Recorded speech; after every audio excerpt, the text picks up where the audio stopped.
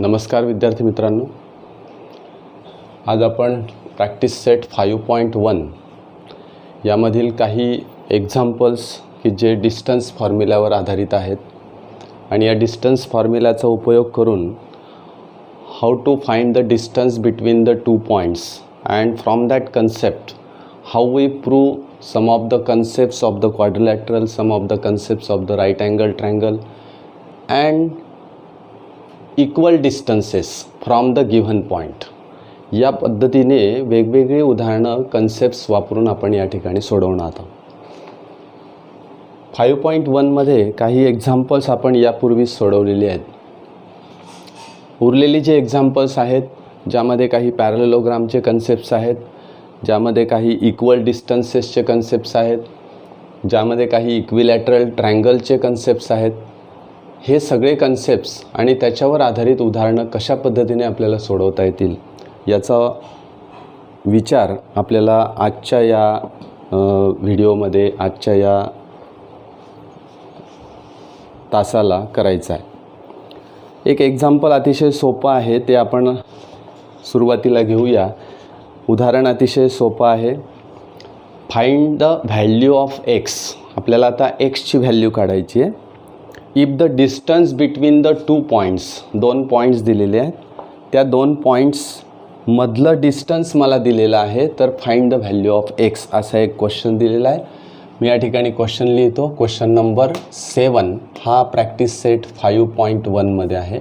It is very simple question. Find the value of x. Find value of x if distance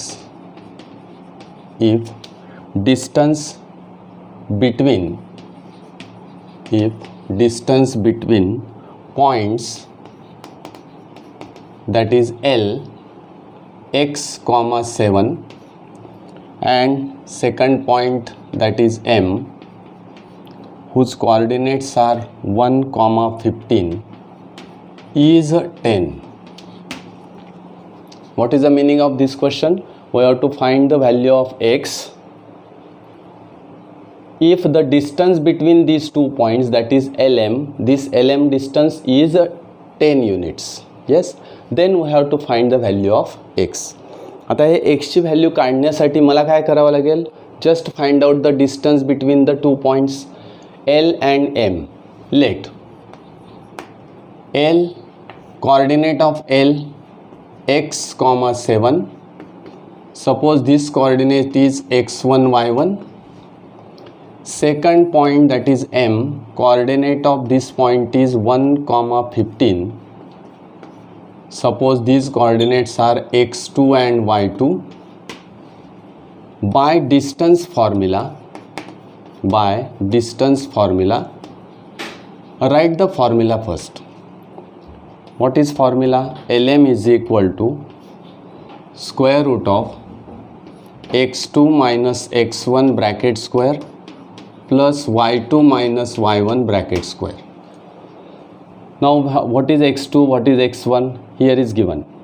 X2 is 1, x1 is x, means right here Lm is equal to square root of x2, that is 1, minus x bracket square plus y2 minus y1. y2 is 15 minus 7 bracket square.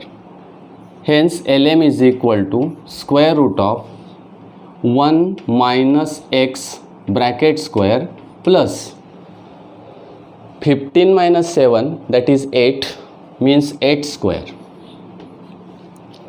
But this distance is 10.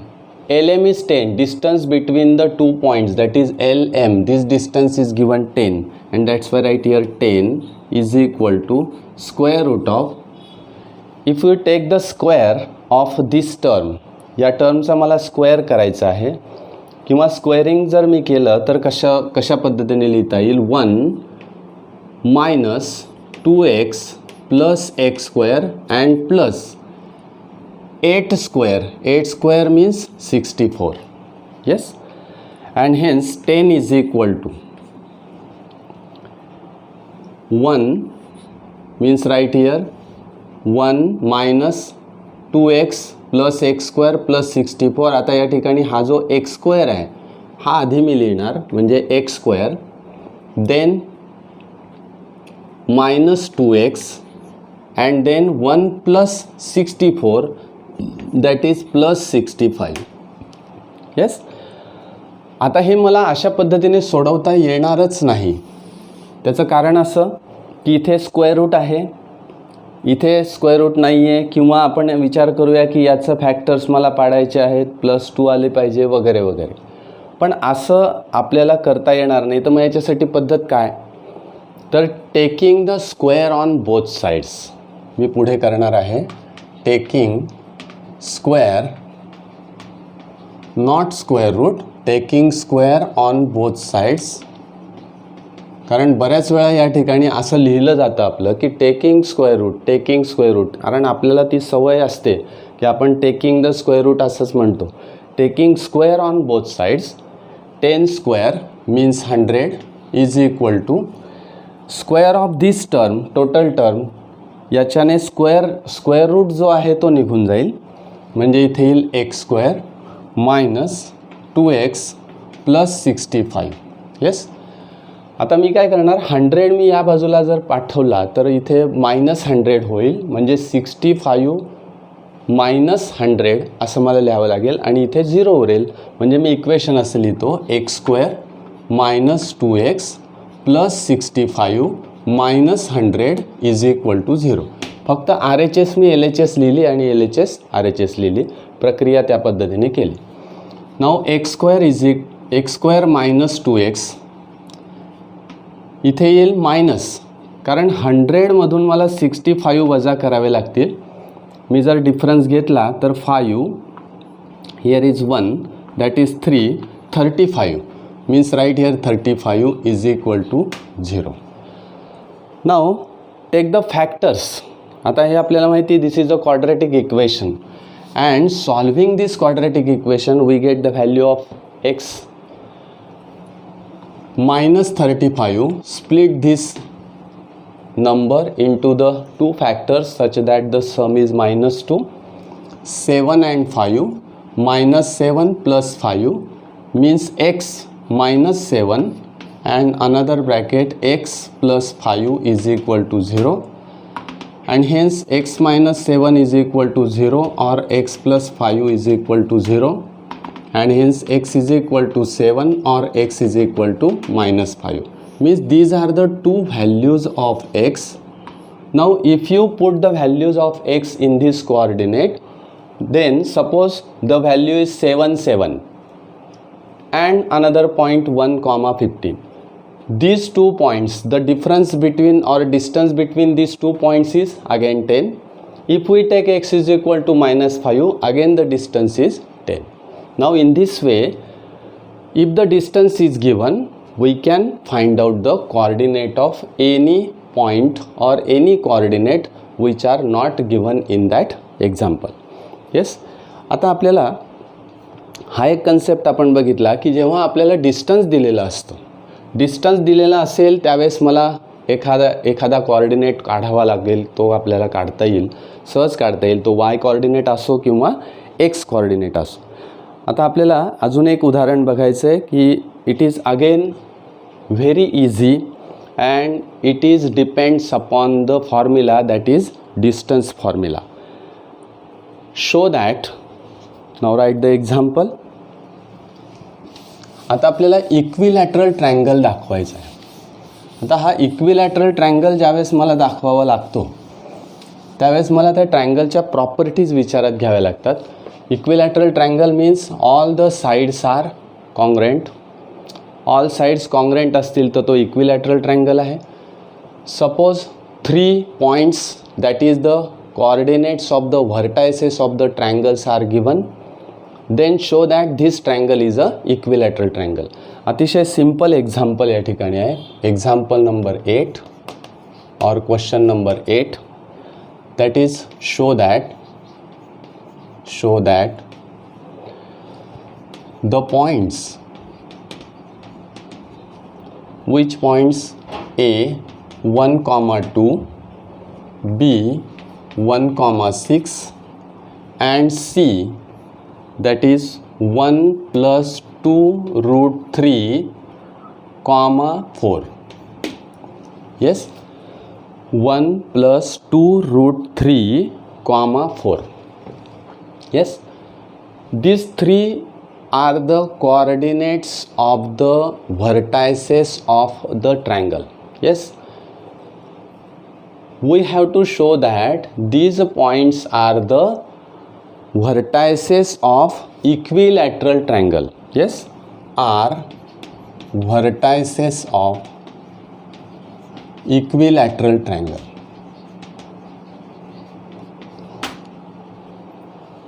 Now for this, first find the distances between the 2 points, that is point A and point B. Second, find the distance between B and C, and third, find the distance between A and C. Suppose this is a triangle like this, ABC. Now first find distance AB, second find distance BC, and find distance AC. Now if all these three distances are equal, we conclude that this triangle is a equilateral triangle. Yes. Now let us try to solve this example. Coordinate A is given, not necessary to draw the diagram. 1, 2, this point is x1, y1. Another point, that is B, coordinates are 1 and 6. This is x2, y2, and C point, that is 1 plus root 2 root 3, 1 plus 2 root 3, 4. This coordinate is x3, y3. Yes. Now find the distances. काय distances काढायचे आहेत? AB, BC and AC. Now let by distance formula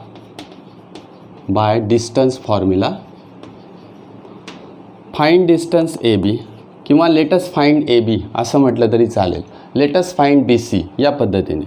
AB is equal to square root of, write the formula, x2 minus x1 bracket square plus y2 minus y1 bracket square is equal to square root of, what is x2? 1 minus 1, 1 minus 1 bracket square plus y2 6 minus 2 bracket square is equal to square root of 1 minus 1, that is 0 square, plus 6 minus 2, that is 4 square. Yes, is equal to 0 square means 0 plus 16 means right here only 16, and the distance is 4. Square root of 16 is 4, means AB distance is 4. This is equation number 1, or we can say that statement number 1. Second distance, let us find distance BC. Let us find distance BC.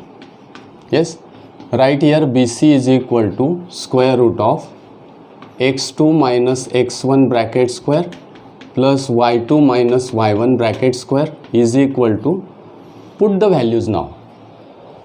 Now in this coordinates C, one value, this is a irrational number. ही जी value आहे ही irrational number आहे.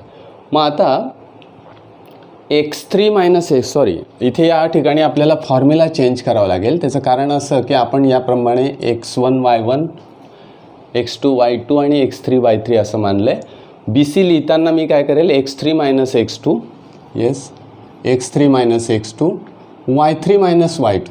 Yes, या पद्धतीने formula लिहिणार. मग आता x3 1 plus 2 root 3, that is x3, 1 plus 2 root 3 minus 1 plus 2 root 3 minus x2, that is 1 bracket square plus y3 is 4 minus 6, 4 minus 6 bracket square is equal to square root of, आता हे मला squaring करण्याच्या आधी ब्रॅकेटमधले जे पदं आहेत ते मला त्याचा आधी विचार करावा लागेल. हा -1 आणि +1 कॅन्सल होईल, म्हणजे 2√3 bracket square plus -2 square, 4 - 6 that is -2 is equal to square root of, याचा जो स्क्वेअर आहे बघा, √3चा स्क्वेअर आणि 2चा पण स्क्वेअर करावा लागेल मला. घातांकाचा नियम आहे a × b bracket square is equal to a² × b square. या पद्धतीने मला इथे घ्यावं लागेल. 2चाही वर्ग करावा लागेल that is 4, square root of 3चा स्क्वेअर दॅट इज 3, म्हणजे 4 × 3 that is 12, plus -2 square that is 4 means square root of 16 and is equal to 4. This is the distance BC, statement number 2. Yes. Now statement number 3, how we find distance AC? Let us find distance AC. Let us find AC, and hence AC is equal to square root of x3 minus x1 bracket square. Why? Because x3 - x1 means AC distance मला काढायचं आहे. मी formula कसा लिहिणार पहा, x3 - x1 bracket square plus y3 - y1 bracket square means again is equal to square root of, what is x3? 1 + 2√3, 1 + 2√3 minus x1, x1 is 1 means right here 1 bracket square plus y3, y3 is 4 minus 2 bracket square.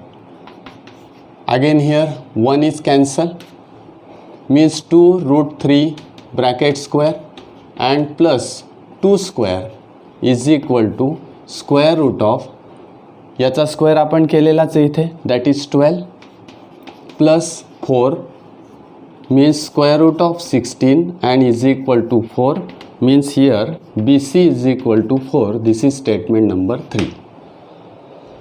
Now from these three statements, statement number 1, statement 2 and statement 3, from 1, 2 and 3, from 1, 2 and 3, AB is equal to BC is equal to AC, and hence triangle ABC is equilateral triangle. This is our conclusion. Means we show that these are the vertices are the equilateral triangle. या पद्धतीने मला ते vertices equilateral triangleचे आहेत हे सिद्ध करता येईल. असे अनेक उदाहरणं आपल्याला याच्यामध्ये सोडवता येतात यूजिंग द डिस्टन्स फॉर्म्युला. बऱ्याच वेळा असं होतं की या ठिकाणी ही संख्या बघितली की आपल्याला असं वाटतं की आता खूप कठीण उदाहरण आहे आणि मग हे कठीण उदाहरण मी कसं सोडवणार, ही जी संख्या आहे याचं कॅल्क्युलेशन करून मला कसं त्या पद्धतीने मिळेल, अशी जी भीती निर्माण होते.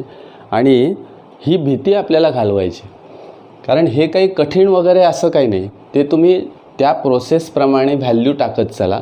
त्या व्हॅल्यू टाकल्यानंतर तुम्हाला लगेच कळेल की त्या ठिकाणी कशा पद्धतीने आपल्याला सोडवायचं आहे. आता एक उदाहरण आहे की ज्याच्यामध्ये आपल्याला डिस्टन्सचाच विचार करायचा आहे, पण थोडंसं वेगळ्या पद्धतीने आपल्याला ते सोडवावं लागेल. त्याचं कारण असं की त्याच्यातले कन्सेप्ट जे आहेत ते थोडेसे वेगळे आहेत. इन केस वेगळे आहेत म्हणण्यापेक्षा ते आपल्याला आठवले पाहिजेत वेळेवर. सॉरी, मी या ठिकाणी उदाहरण लिहितो म्हणजे आपल्या ते लक्षात येईल. एक्झाम्पल अशा पद्धतीने दिलं आहे, find the point on x axis. This is the question number 3 और example number 3. Find the point on x axis. बघा या ठिकाणी काय दिलं आहे, point on x axis. X ॲक्सिसवरचा पॉइंट मला काढायचा आहे, म्हणजे त्याचे कोऑर्डिनेट्स काढायचे आहेत. विच इज, कंडिशन काय दिली आहे, which is equidistant from, which is equidistant from A -3, 4 and B 1, -4. Yes, -3, 4 and 1, -4. हे जे पॉईंट्स आहेत, हे एक पॉईंट आहे एक्स. त्या एक्स या पॉईंटपासून तो पॉईंट कुठे आहे, तर तो एक्स ॲक्सिसवर आहे. आणि एक्स ॲक्सिसवर एखादा पॉईंट जर असेल, when the point is lie on x axis whose y coordinate is 0, हे आपल्याला त्या ठिकाणी आठवलं पाहिजे.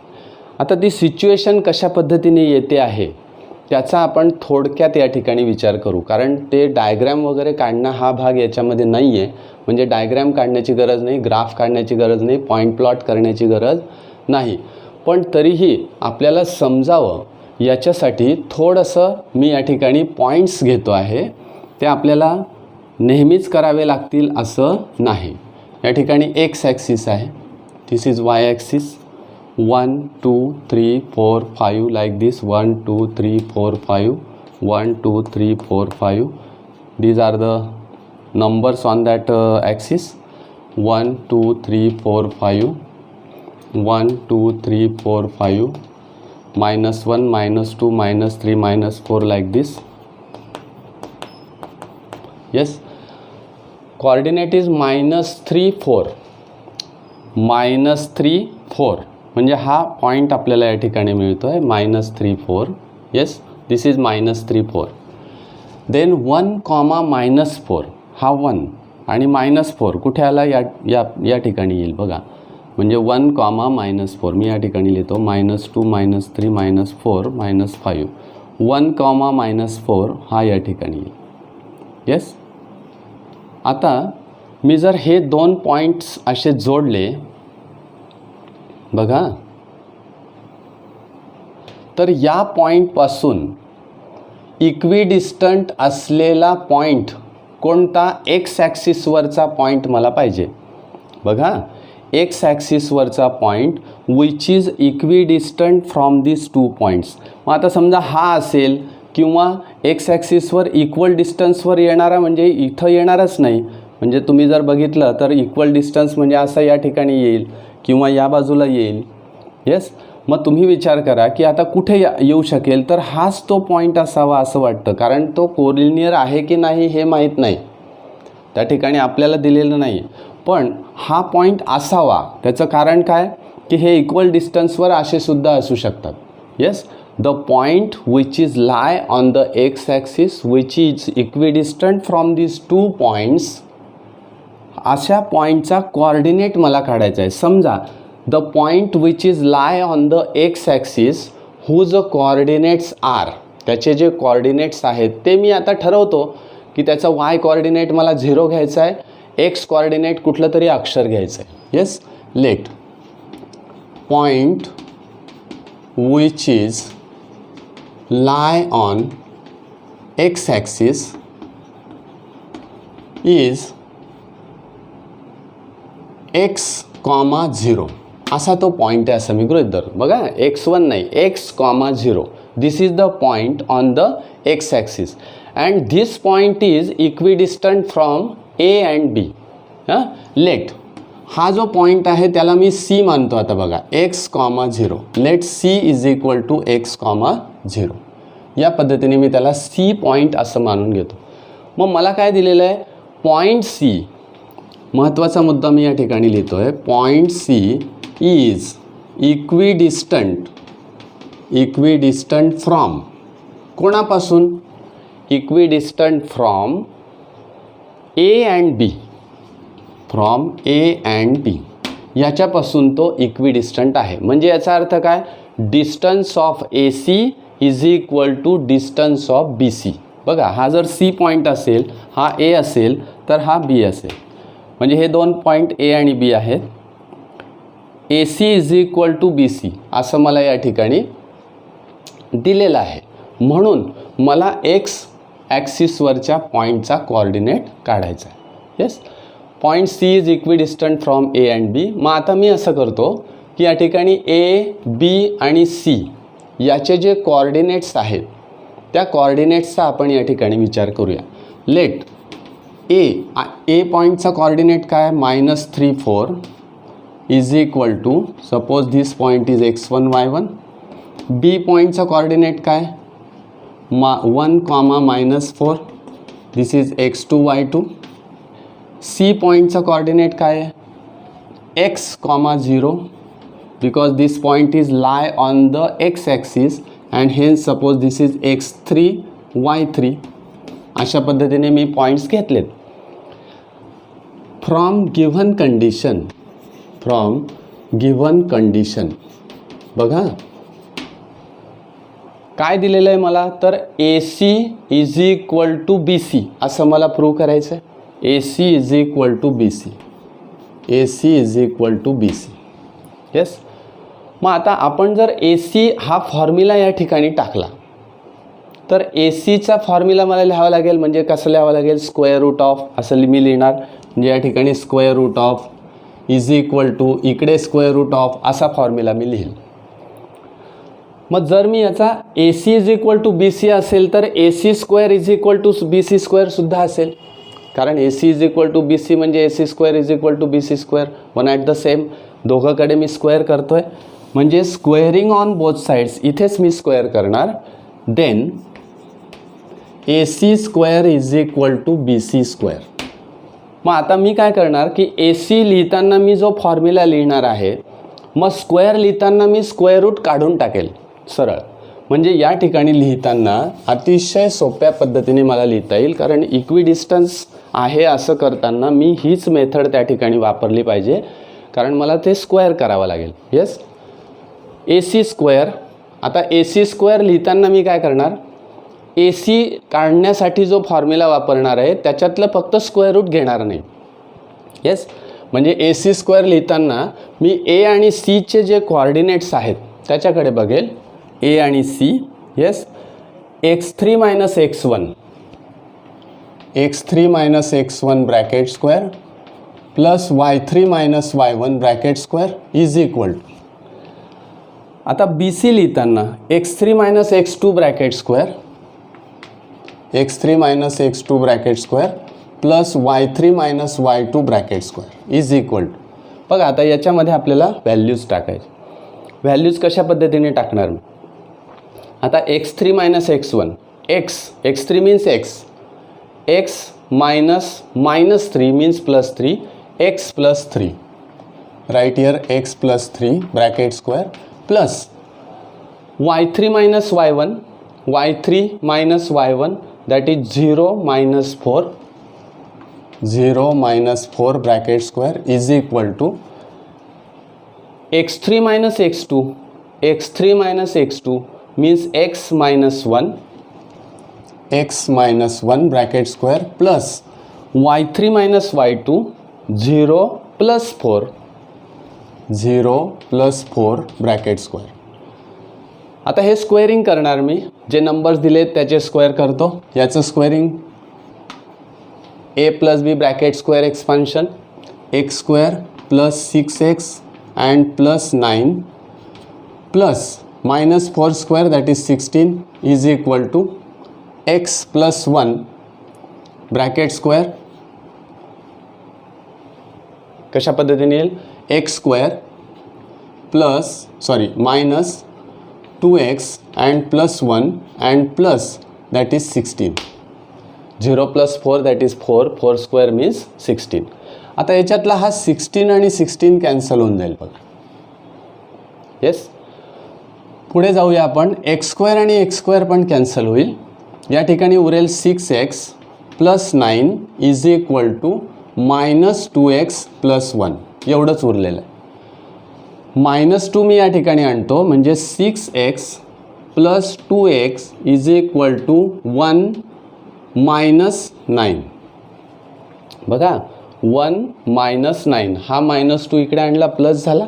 या ठिकाणी 1 आहेच, -9 that is -9, 1 - 9 means here is 8x is equal to -8 and hence x is equal to -1. तर व्हॅल्यू ऑफ x -1 आली म्हणजे x ॲक्सिसवरचा जो पॉईंट आहे x, 0 तो काय असेल, coordinate of point on x axis. बघा या ठिकाणी नीट निरीक्षण करा की मी या ठिकाणी घेतलेला आहे -1 आणि करेक्ट आलेला आहे तो -1, 0. This is the point which is lie on x axis and equidistant from the given 2 points, that is A and B. yes, हा या ठिकाणी इक्विडिस्टंट आलेला आहे. म्हणून the coordinates of point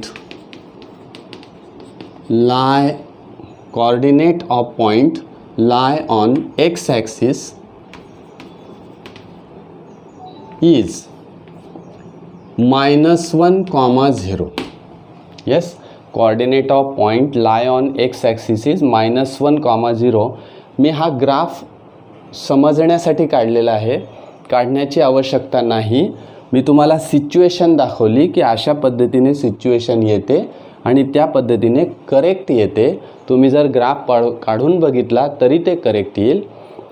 graph काढण्याची आवश्यकता नाही, पण हे तुम्हाला उदाहरणादाखल मी या ठिकाणी काढून दिले. म्हणजे -1, 0 this is the coordinate of that point which is equidistant from the given 2 points, that is A and B. मग ज्या वेळेस मला इक्विडिस्टन्स असं दाखवायचं असेल त्यावेळेस मी अशा पद्धतीने प्रोसेस करणार. स्क्वेअरिंग करताना मी इथे स्क्वेअर करून घेणार, म्हणजे मला फॉर्म्युला पुन्हा स्क्वेअर रूट लिहिण्याची आवश्यकता नाही. It is very very important. Now let us try to solve the next example, that is example number 5. Show that example is given.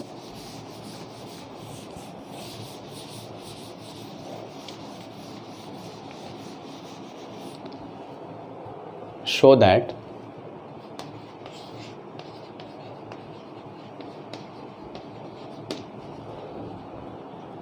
the points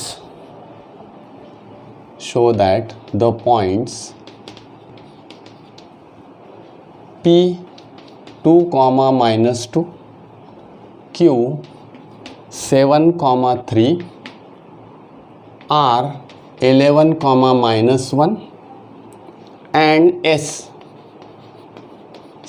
-6 are vertices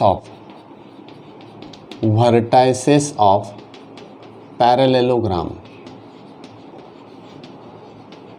These are the vertices of parallelogram. म्हणजे काय, तर असा एक parallelogram दिलेला आहे. त्या पॅरलेलोग्रामचे 4 vertices मला दिलेले आहेत, P, Q, R, S आणि त्याचे कोऑर्डिनेट्स दिलेले आहेत. म्हणजे 2, -2, 7, 3, R is 11, -1 and S, that is 6, -6. yes, these are the coordinates of the vertices of the parallelogram. They are given to you. आता हे जर दिलेले असतील तर या व्हर्टायसेसवरून हा पॅरलेलोग्राम आहे हे मला सिद्ध करायचं आहे. What are the properties of the parallelogram? Opposite sides are congruent. बघा आपल्याला या ठिकाणी वापरता काय येईल प्रॉपर्टी की अपोजिट साइड्स आर कॉन्ग्रंट. त्याच्या व्यतिरिक्त दुसरी प्रॉपर्टी मला वापरता येणार नाही. त्याचं कारण काय, मला सोडवण्यासाठी किंवा दाखवण्यासाठी एकच फॉर्म्युला या ठिकाणी अवेलेबल आहे, that is the distance formula. आणि म्हणून मला डिस्टन्सचाच विचार करावा लागेल. डिस्टन्सचा विचार करताना मी काय करणार की अपोजिट साइड्स आर कॉन्ग्रंट असं मला दाखवणं या ठिकाणी फार गरजेचं आहे. मग याच्यासाठी काय करूयात आपण, तर first find the distance between the 2 points, that is P Q distance आधी काढू. Then find the distance QR, find the distance SR and find the distance PS. म्हणजे अशा प्रकारे आपल्याला 4 वेळा डिस्टन्स या ठिकाणी काढावं लागेल, 4 टाइम्स. येस, मग आता प्रत्येक वेळेस आता या ठिकाणी आपल्याला ॲज्युम करताना x1 y1 x2 y2 x3 y3 असं ॲज्युम न करता आपण वेगळ्या पद्धतीने सोडवूया. येस, मग सुरुवातीला मी या ठिकाणी म्हणतो late us find distance PQ. Late us find distance PQ. आता पी क्यू डिस्टन्स काढताना मी पी आणि क्यूचे कॉर्डिनेट्स आधी या ठिकाणी घेणार. पीचे कॉर्डिनेट्स मी लिहितो. What are the coordinates of P? 2, -2. Suppose this is x1 y1. Q coordinate that is 7, 3. This is x2 y2. Yes. आता डिस्टन्स पी क्यू काढायचं आहे. मी लिहिताना फक्त पी क्यू असं लिहितो.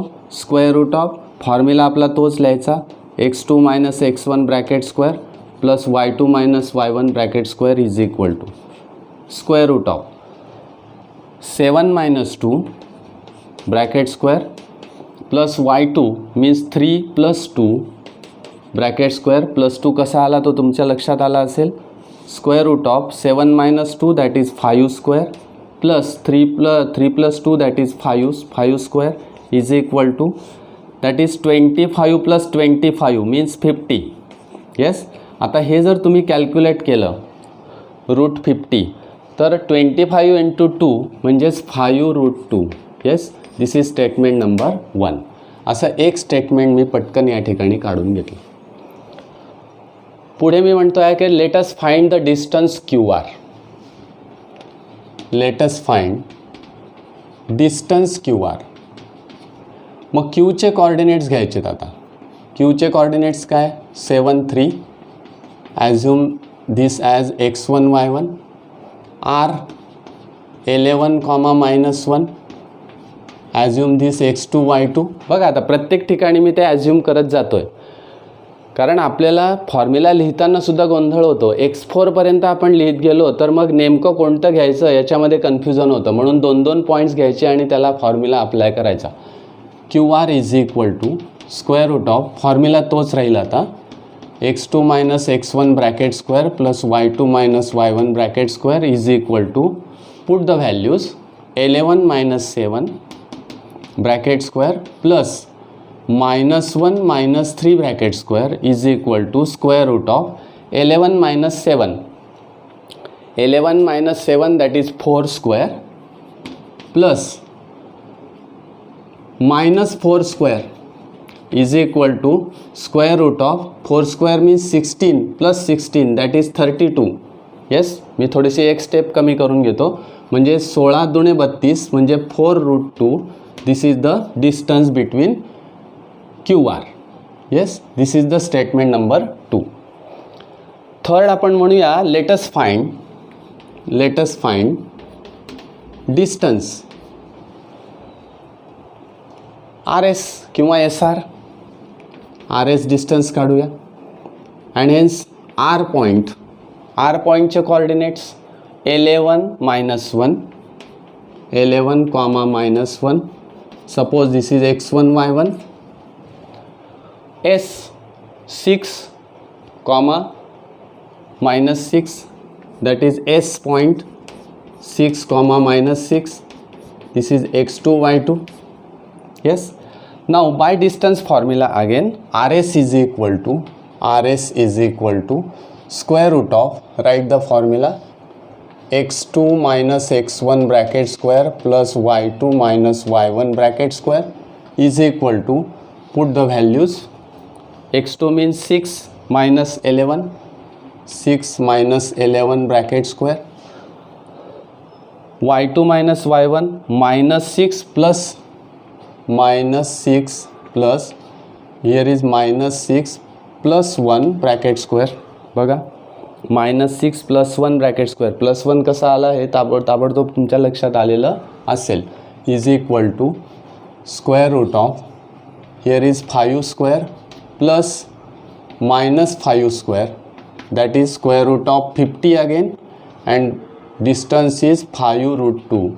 This is distance third, that is RS. yes. आता पुढचा भाग आपण बघूया. डिस्टन्स राहिला आहे आता PS. Late us find distance PS. Late us find distance PS. PS काढताना मी P आणि Sचे कॉर्डिनेट्स विचारात घेतो. Pचे कॉर्डिनेट्स आहेत 2 - 2 x1 y1. Sचे कॉर्डिनेट्स आहेत 6 - 6 दॅट इज x2 y2. आता याच्यामध्ये कोणत्याही कोऑर्डिनेटला x1 y1 आणि कुठल्याही कोऑर्डिनेटला x2 y2 मला मानता येतं. आता असं काही नाही की ते क्रमाने आलेले आहेत म्हणून आपण x1 y1 आधी घ्यायचा नंतर x2 y2 घ्यायचा, असं करण्याची आवश्यकता या ठिकाणी नाही.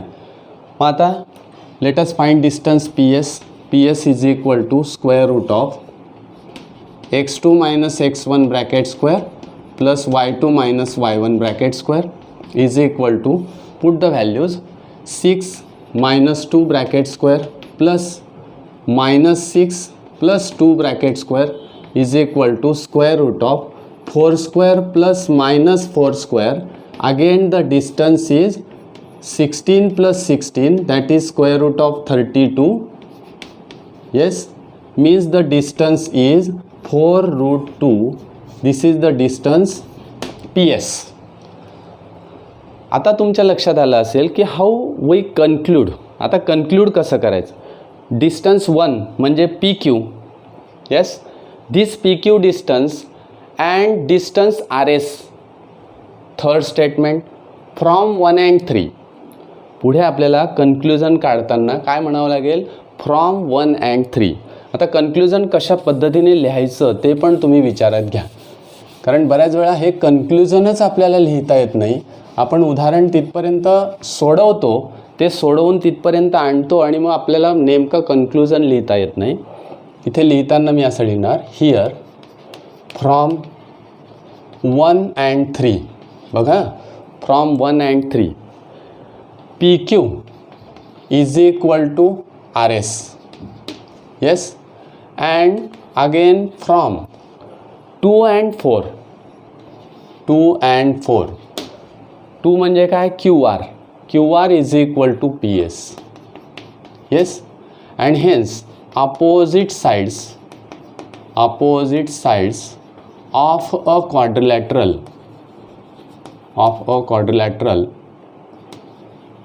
are congruent. आता अपोजिट साइड्स कॉन्ग्रुएंट असल्यानंतर कन्क्लुजन काय येईल, and hence quadrilateral PQRS is a parallelogram. बघा, त्याचे अँगल कसे आहेत याच्याशी आपल्याला काही घेणं देणं नाही. Opposite sides are congruent, then it is a parallelogram. तो पॅरलेलोग्राम असलाच पाहिजे. बरोबर आहे. याच्यामध्ये अजून तो रेक्टँगल आहे असं दाखवायचं असलं तर अजून आपल्याला पुढची स्टेप करावी लागेल.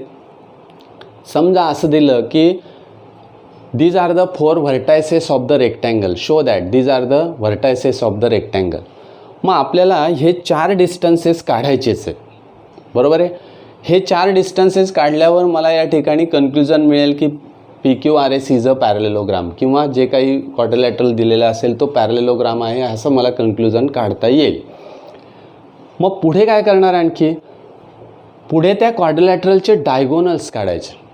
Find the length of the diagonals of that quadrilateral, and if the diagonals of that quadrilateral are congruent, then we conclude that this quadrilateral is a rectangle. म्हणजे बघा, 4 व्हर्टायसेस दिलेले आहेत, मला तो रेक्टँगल आहे असं दाखवायचं आहे. तर मी काय करणार, सुरुवातीला तो पॅरलेलोग्राम आहे असं दाखवेल, इथपर्यंत येईल. त्याच्यानंतर पुढे काय करणार की त्याचे डायगोनल्सच्या लेंथ काढेल. म्हणजे आता PQRS इथे अशा पद्धतीने पॅरलेलोग्राम होता, तर ह्या पॅरलेलोग्राममध्ये PQRS असा पॅरलेलोग्राम आहे. मला हा पॅरलेलोग्राम दाखवायचा आहे, मी दाखवला की it is a parallelogram because opposite sides are congruent. मग रेक्टँगल दाखवायचा आहे तर कसं मी करणार, तर हे all 4 sides are congruent. Yes, it is a parallelogram. Now if the diagonals becomes congruent, means if the diagonals of the parallelogram becomes congruent, then this parallelogram becomes a rectangle. तेव्हा तो पॅरलेलोग्राम काय होतो, rectangle होतो. हा एक भाग तुम्ही लक्षात घ्या. म्हणजे त्या ठिकाणी रेक्टँगल जर तुम्हाला दाखवायचं असेल तर अशाच पद्धतीने प्रोसेस तुम्हाला करावी लागेल. Yes. Now the next example. Suppose 4 vertices are like this and we have to show that the quadrilateral is a rhombus. आता मला काय प्रूव्ह करायचं की आता हा रॉम्बस आहे असं प्रूव्ह करायचं. 4 व्हर्टायसेस मला पुन्हा त्या ठिकाणी दिलेले आहेत. Show that example number 6, show that A -4,7, B -1,2, C 8,5 and D that is 5, -4 are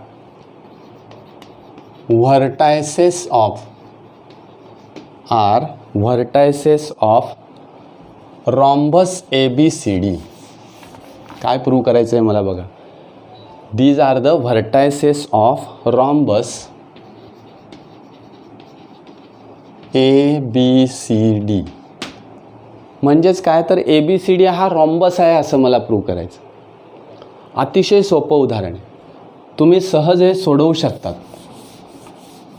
काय करणार मी, फाइंड द 4 डिस्टन्सेस, 4ही डिस्टन्सेस काढायचे. रॉम्बसची प्रॉपर्टी मला माहिती आहे की all the sides are congruent. Yes, all sides are congruent असं ज्यावेळेस मी या ठिकाणी दाखवेल त्यावेळेस तो रॉम्बस होईल. Yes, correct. आता जर असं म्हटलं की show that these are the vertices of the square. बघा, हे रॉम्बस आहे, हे मला जसं मी पॅरलेलोग्रामची प्रोसेस केली त्याचप्रमाणे मला रॉम्बसची प्रोसेस करता येते. 4ही डिस्टन्सेस मला काढता येतील, ते तुम्हाला काढायचे आहेत. मी या ठिकाणी फक्त एक्सप्लेन करणार आहे. या ठिकाणी ABCD तुम्हाला दिलेला आहे. आता हा ABCD रॉम्बस आहे हे केव्हा प्रूव्ह होईल, all the sides are congruent, सगळे साइड्स कॉन्ग्रेंट येतील.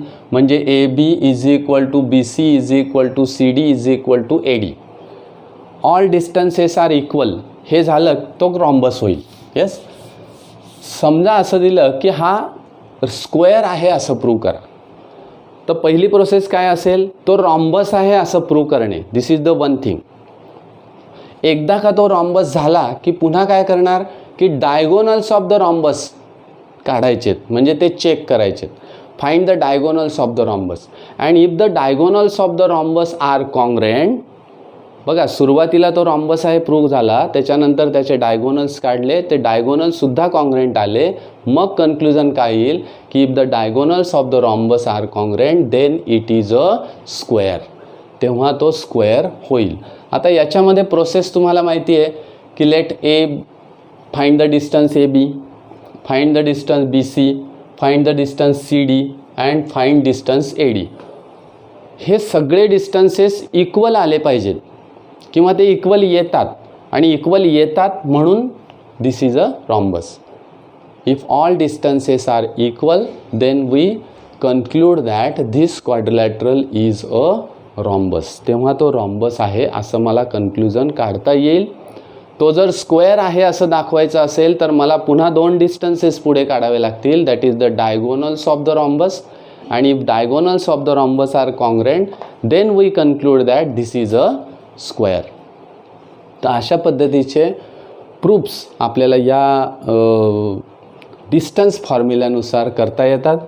रेक्टँगल आहे दाखवता येईल, रॉम्बस आहे दाखवता येईल, पॅरलेलोग्राम आहे दाखवता येईल, स्क्वेअर आहे दाखवता येईल, इक्विलॅटरल ट्रँगल आहे असं दाखवता येईल, आयसोसेल्स ट्रँगल आहे असं दाखवता येईल. म्हणजे ज्या ज्या ठिकाणी डिस्टन्सचा कन्सेप्ट आहे, कोलिनियर दाखवता येईल, त्या सगळ्या प्रकारचे कन्सेप्ट्स मला या ठिकाणी डिस्टन्स फॉर्म्युल्यानुसार प्रूव्ह करता येतात. ओके, हे उदाहरण तुम्हाला सोडवायचं आहे, तुम्ही ते निश्चित सोडवाल असं मला खात्री आहे. या ठिकाणी 5.1 मध्ये जे काही कन्सेप्ट्स दिलेले होते ते मी तुम्हाला या ठिकाणी सांगितले. याच्या उपर मी तुम्हाला 2-3 कन्सेप्ट वेगळे सांगितले की ज्या ठिकाणी पॅरलेलोग्रामचं तुम्हाला रेक्टँगल दाखवायचं आहे, स्क्वेअर दाखवायचं आहे वगैरे, आयसोसेल्स ट्रँगल आहे, इक्विलॅटरल ट्रँगल आहे, इक्वल डिस्टन्सेस आहे, कोलिनियर आहे.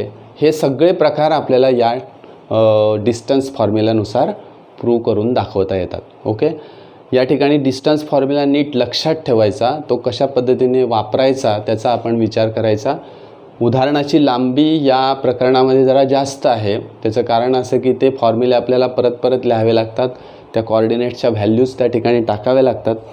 मात्र याच्यात एक महत्त्वाची काळजी आपल्याला घेतली पाहिजे की या ठिकाणी ज्यावेळेस आपण कॉर्डिनेट्सच्या व्हॅल्यूज टाकतो त्यावेळेस फॉर्म्युल्याचं साईन आणि त्या कॉर्डिनेटचं साईन या दोघांचाही विचार आपल्याला नीट करायचा आहे. त्या ठिकाणी साईन जर चुकलं तर डिस्टन्सेस चुकणार आहेत, स्क्वेअरिंग त्याचं पॉझिटिव्हच येणार आहे, त्याबद्दल वाद नाही. परंतु तुम्हाला जर वजाबाकी करायच्या ऐवजी तुम्ही बेरीज केली तर स्क्वेअरिंग चुकेल आणि डिस्टन्स तुमचं चुकणार आहे. त्यामुळे तुम्हाला इंटिजर्सची सम आणि डिफरन्स हे तुम्हाला व्यवस्थित या ठिकाणी आलं पाहिजे. हे सगळे इंटिजर्स आहेत, बरोबर आहे. पॉझिटिव्ह निगेटिव्ह नंबर्स आहेत किंवा आपण त्याला रॅशनल नंबर्स म्हणूया. जसं की इक्विलॅटरल ट्रायंगल आत्ता आपण दाखवलं, त्याच्यामध्ये एक इरॅशनल नंबर आलेला होता. असे इरॅशनल नंबर आले तरी घाबरून जायचं काही त्या ठिकाणी कारण नाही. ओके, आज आपण या ठिकाणी थांबणार आहोत. पुढच्या तासाला आपण एक नवीन कन्सेप्ट याच्यातला जो की आहे पॅरलल लाईन्सचा तो एक बघणार आहे आणि डिव्हिजन ऑफ सेगमेंट्स त्याच्यामध्ये सेक्शन फॉर्म्युला कशा पद्धतीने प्रूव्ह केला गेला आणि सेक्शन म्हणजे नेमकं काय आणि त्याचे कोऑर्डिनेट्स कसे आपल्याला काढता येतील याचा विचार आपण निश्चित करणार आहोत. ओके, आज आपण या ठिकाणी थांबूया. धन्यवाद.